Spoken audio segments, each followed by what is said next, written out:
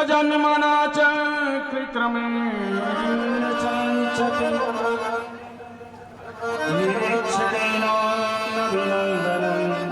सस्मितेनाययौ हरिः। भैया पांचों पांडव अपना स्वर्गारोहण हुआ। राजा परीक्षित को राजगद्दी दे दिया गया, राज तिलक हो गया। आज राजा परीक्षित के मन में इच्छा हुई कि मैं खजाने में भंडार में जाकर के देखूं कि कुछ रखा है कि नहीं। राजा परीक्षित भंडार में जाते हैं। भंडार में आज एक बड़ा सुंदर मुकुट रखा हुआ है। वह मुकुट को राजा परीक्षित ने अपने मस्तक पर धारण किया और पहन करके राजा परीक्षित चल दिए। यह मुकुट किसका है जानते हैं? जरासंध नाम के राजा का है। जरासंध का मुकुट था। जरासंध को मार करके भीम ने वो मुकुट छीन लिया था और भंडार में जमा कर दिया था। ये अभी आगे कथा आएगी। तो महाराज आज राजा परीक्षित मुकुट पहन करके गांव में घूमने लगे और वहां देखा, क्या देखा?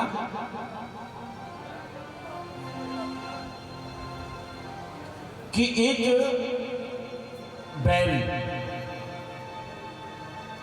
3 पैर से चल रहा है। 3 पैर से लगड़ा है, 1 पैर से चल रहा है। और एक काला पुरुष, बिल्कुल काला है, उस बैल को जो है लातों से मार रहा है, डंडों से मार रहा है।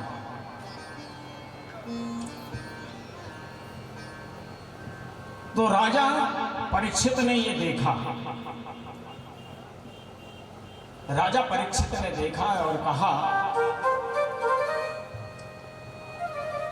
कि मेरे राज्य में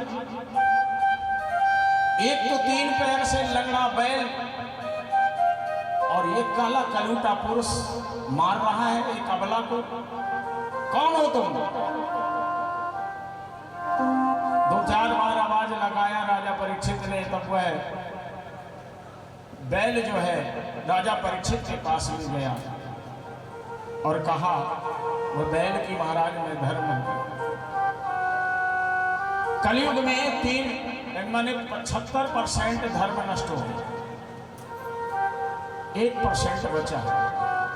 बोले मैं धर्म हूं। और महाराज ये जो काला पुरुष है मुझे मार रहा है लातों से, डंडों से, एक कलयुग है। तो राजा परीक्षित ने तलवार निकाला और तलवार निकाल करके और कलयुग के तरफ में घुमाया। तो कलयुग उसी समय शरण में गिर गया। कहते हैं कि शरण में अगर चले जाओ तो मरण नहीं होता। कोई कितना भी क्रोधी क्यों ना हो, गुस्सा क्यों ना हो, आप चरणों में गिर जाइए, देखिए कैसे क्षमा नहीं करता, उसको मानना ही पड़ेगा। राजा परीक्षित के चरणों में गिर गया। बोले महाराज मैं कलयुग हूं, भगवान श्री कृष्ण चले गए, भगवान श्री कृष्ण का समय पूरा हुआ, अब मेरा समय आ गया। अब मेरे समय में तो ऐसा ही होगा, अधर्म ही होगा, पाप होगा, अन्याय होगा, सब कुछ होगा। तो बोले नहीं, तू अभी के अभी यहाँ मेरे राज्य से छोड़ करके चला जा। तो बोले महाराज छोड़ करके तो नहीं जा सकता। बोले क्यों? तेरे में अवगुण ही अवगुण भरे हैं। बोले महाराज अवगुण तो भरे हैं, लेकिन मेरे पास में कुछ सद्गुण भी हैं। बोले अच्छा सद्गुण क्या है, अच्छाई क्या है तेरे में?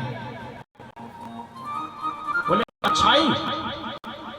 अच्छाई मेरे में एक चीज है कि महाराज सतयुग में तो लोग दान पुण्य किया करते थे, धर्म करते थे, तपस्या करते थे। कि सतयुग में हरि ध्यान से रीझे, त्रेता युग में यज्ञ किए से, द्वापर में संतुष्ट हो प्रभु जी, विधिवत पूजा अर्घ दिए से। साधु सन्यासी जब ध्यान करते थे तब भगवान रिझते थे, और त्रेता युग में यज्ञ करने से भगवान प्रसन्न हो जाते थे, और द्वापर में भगवान पूजा अर्घ चावल फूल हल्दी से रिझते थे। लेकिन महाराज कि ज्ञान न ध्यान न यज्ञ न पूजा, स्मरण करो बस सच्चे हृदय से, कलयुग में कीर्तन प्रिय श्री हरि को, सदगति दे बस नाम लिए से। महाराज मेरा युग जो मेरा समय है ना, तो मेरे समय में ना तो चावल चढ़ाने की जरूरत, ना फूल चढ़ाने की जरूरत, ना ध्यान लगाने की जरूरत, कुछ करने की जरूरत नहीं। तो क्या करने की जरूरत है? सिर्फ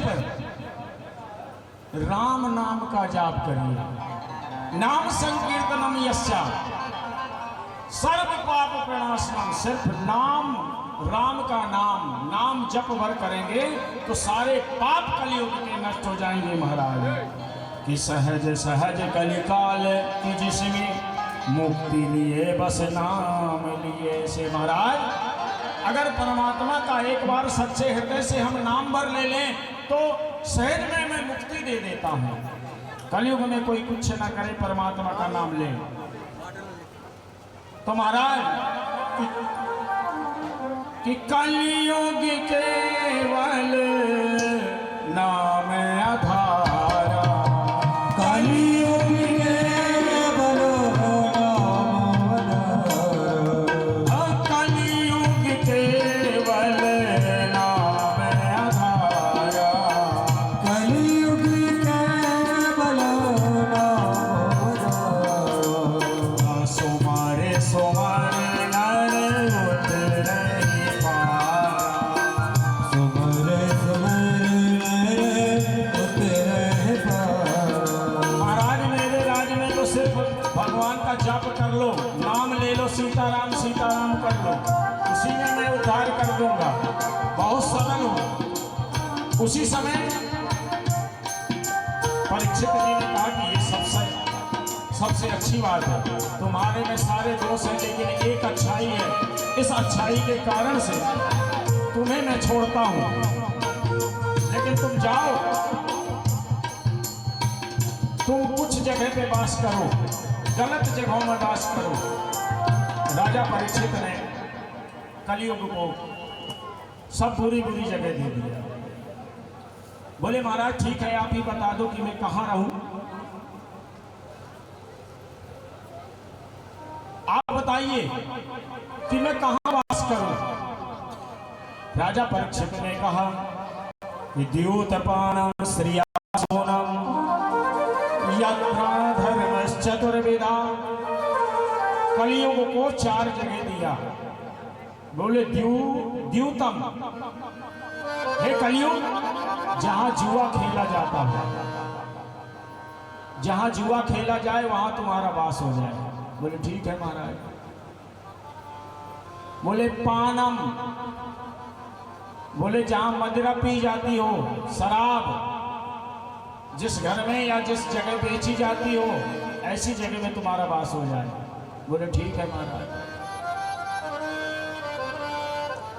तो जहां शराब पिया जाएगा और शराब बेचा जाएगा उस घर में कलयुग का वास होगा। स्त्रिया सोना, और जहां स्त्रियां व्यभिचार करती हैं, गलत कर्म करती हैं, उसके घर में कलयुग का वास होगा। स्त्रियों का जहां विक्रय होगा, स्त्रियां जहां बेची जाएंगी, वहां कलयुग का वास होगा। यत्रा धर्म चतुर्विधा, ये 4 जगह पर कलयुग का वास होगा। कलयुग ने कहा महाराज आपने ये सब जितनी जगह दिया है तो क्या ये अच्छी जगह है? अरे ये बताओ, जुआ खेलना कोई अच्छी बात है? शराब पीना अच्छी बात है?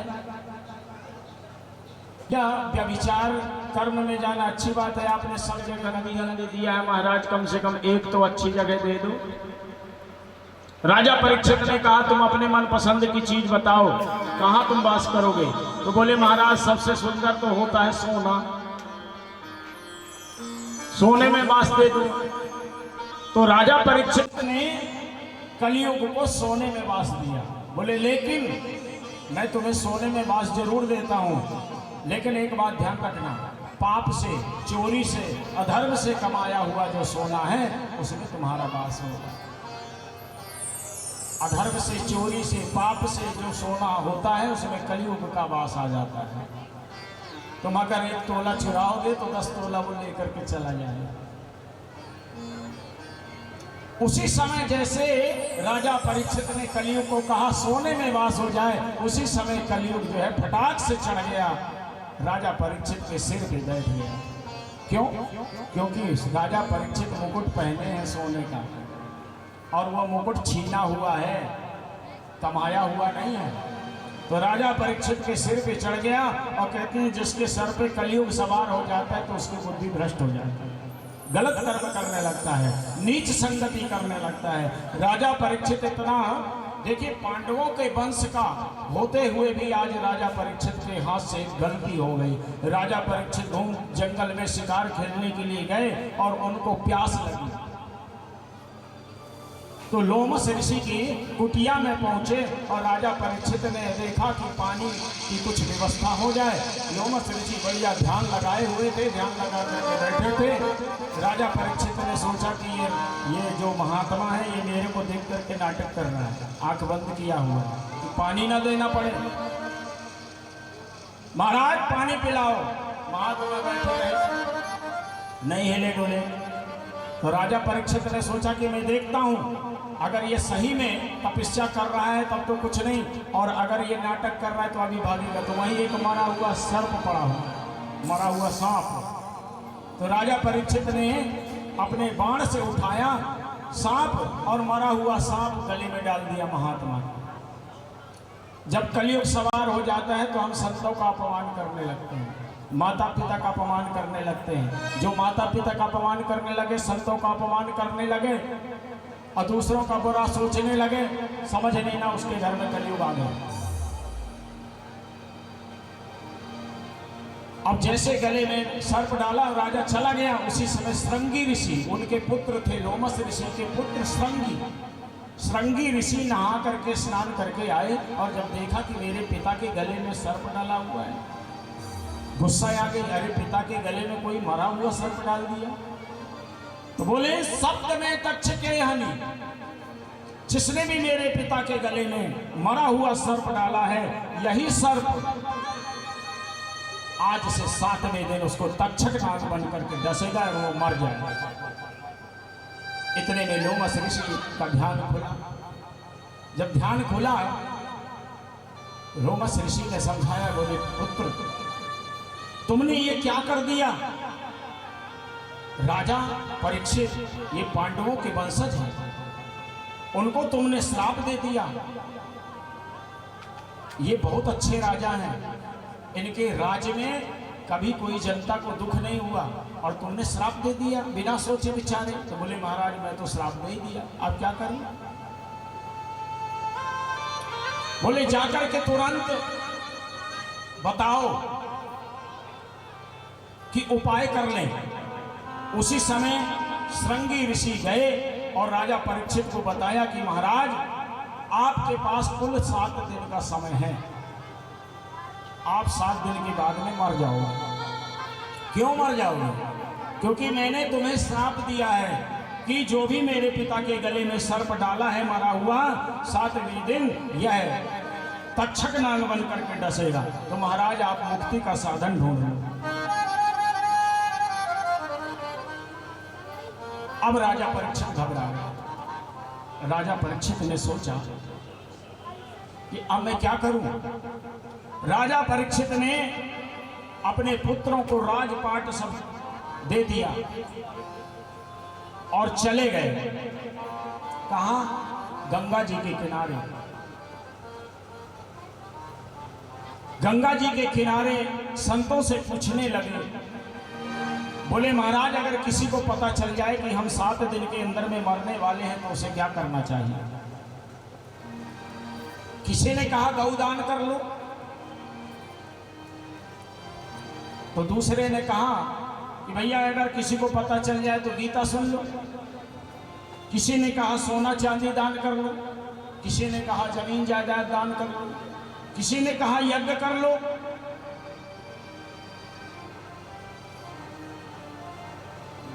लेकिन राजा परीक्षित को संतुष्टि नहीं।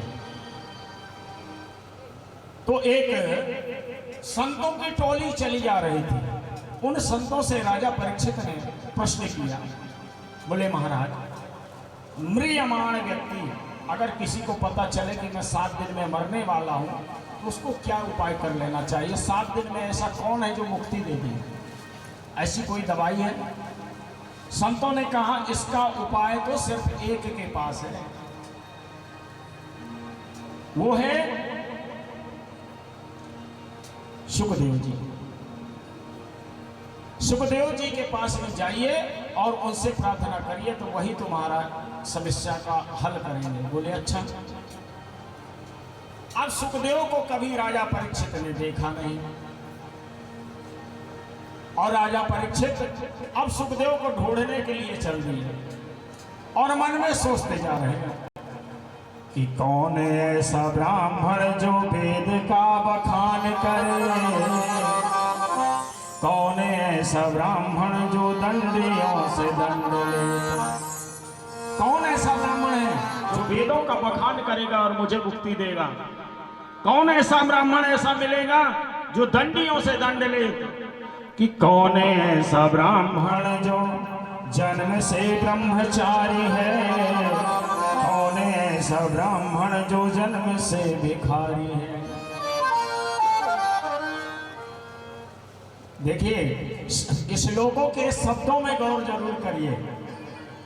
ये मन में सोच रहे हैं कि ऐसा कोई ब्राह्मण मिले, या तो ब्रह्मचारी ब्राह्मण हो तो वो मेरी मुक्ति करा देगा, या तो ऐसा ब्राह्मण हो कि पूरा दरिद्र हो, भिखारी न हो तो वो मेरी मुक्ति करा दे, या तो कोई वेद का पढ़ैया हो वो मेरी मुक्ति करा दे। तो एक संत मिले और संत कहने लगे, राजा क्या विचार कर रहे? बोले महाराज मैं सोच रहा हूं कि ऐसा कोई ब्राह्मण मिल जाए जो वेदों का बखान करे। तो वो संत जी ने कहा कि राजन तुम चिंता मत करो, सुखदेव जैसे ब्राह्मण जो वेद का बखान करें, रावण जैसे ब्राह्मण जो दंडियों से दंड ले। सुखदेव नाम के एक ऐसे ब्राह्मण हैं जो वही वेद पुराणों का बखान कर सकते हैं, और रावण जैसे ब्राह्मण वही एक ब्राह्मण है जो सन्यासियों से भी कर ले लेता है, कर वसूलता है। कि परशुराम जैसे ब्राह्मण जो जन्म से ब्रह्मचारी हैं। परशुराम जी जन्म से ब्रह्मचारी हैं, उन्होंने विवाह नहीं किया। कि सुदामा जैसे ब्राह्मण जो जन्म से भिखारी हैं। अगर भिखारी चाहिए तो सुदामा के पास चले जाओ, ब्रह्मचारी चाहिए तो परशुराम के पास में जाओ, और जो कर लेने वाले ब्राह्मण के पास जाना तो रावण के पास चले जाओ। अब वेद पुराण सुनना है तो सुखदेव के पास। और सुखदेव जी के पास में राजा परीक्षित गए। श्वेतांगम श्वेत वस्त्रम, सफेद वस्त्र पहने हुए, और एक पत्थर शिला पर सुखदेव जी विराजमान है। सुखदेव जी की आयु आज कहना चाहिए कि हजारों वर्ष की है, लेकिन वो दिखने में बिल्कुल 12 वर्ष के बालक लगते हैं। बड़े सुंदर श्वेतांगम, श्वेत वस्त्र धारण। उनको देख करके राजा परीक्षित शरण पर गिर गए, चरणों में गिर गए और कहने लगे, महाराज कालेन नातिदीर्घेण भगवान विशते हृदय। महाराज मुझे श्राप लगा है, कोई उपाय बताएं, मैं अपनी मुक्ति का साधन कैसे करूं? तो सुखदेव जी ने कहा, राजन 7 दिन तो बहुत बड़ी बात है, बहुत समय है, मुक्ति तो तुम्हारी अभी 1 सेकेंड में हो जाएगी। तो बोले महाराज मुझे ऐसा क्या करना होगा? बोले तुम मन चित्त लगा करके, मन को एकाग्र करके दसों इंद्रियों को बस में करके श्रीमद् भागवत महापुराण की कथा श्रवण करो। तो बद्रिकाय आश्रम में सुखदेव जी ने श्रीमद् भागवत महापुराण की कथा श्रवण कराया। यहाँ से कथा प्रारंभ होती है भागवत। राजा परीक्षित मन वचन कर्म को एकाग्र कर लिए। जैसे आज हमारे परीक्षित बन करके रमाकांत मम्मा और महादेव मम्मा, ये दोनों परीक्षित बन करके बैठे हैं और हमको सुखदेव बना करके बैठा है। यही मान लीजिए इसी तरह से कथा चल रही थी। सुखदेव जी ने कथा सुनाना प्रारंभ किया। बोले राजन, सुखदेव जी ने कहा क्या सुनना चाहते हो? बोले महाराज आप ये बताइए कि भगवान जन्म कब लेते, किस कारण से लेते? सुखदेव जी ने कहा राजन कि जब जब हो